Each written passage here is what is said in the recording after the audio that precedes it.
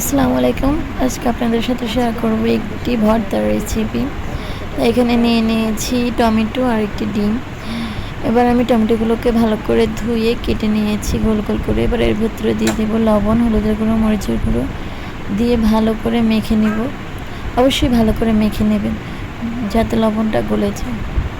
আর এখানে বেশি পরিমাণে লবণ দিবেন না, কারণ তাহলে ভর্তাটা যখন বানাবেন তখন আবার লবণ যাবে, তাহলে ভর্তায় বেশি পরিমাণে লবণ হয়ে যাবে।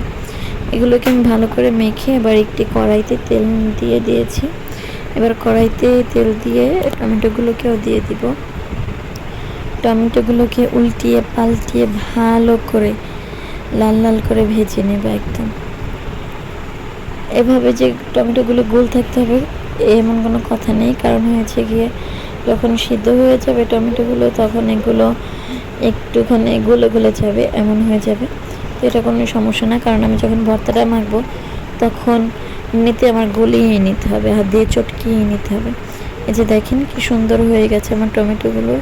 এবার আমি এর ভিতরে একটি ডিম দিয়ে দিয়েছি। এবার ডিমটাকে দিয়ে ভালো করে একদম নাড়াচাড়া নাড়াচাড়া করে মিশিয়ে নেব। ডিম আর টমেটোটা যখন তেলের গা থেকে ছেড়ে দিবে তখন মানে তেল থেকে আলাদা হয়ে যাব, তখন আমি এগুলোকে একটি পাত্রে উঠিয়ে নেব। এই যে দেখুন আমি পেঁয়াজ, মরিচ, 2 কোয়া রসুন নিয়েছিলাম, সাথে ধনিয়া পাতা দিয়ে ভালো করে লবণ দিয়ে এবার মেখে নিব। মেখে তারপরে হলো গিয়ে টমেটোগুলোকে একসাথে করে মেখে নিব।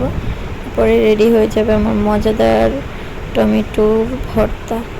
অবশ্যই ভর্তাটা এভাবে ট্রাই করবেন আপনারা। এটা দিয়ে খেতে ভাত খুবই মজা লাগে। ভাত, খিচুড়ি, পোলাও সব কিছুর সাথে এই ভর্তাটা খাওয়া যায়।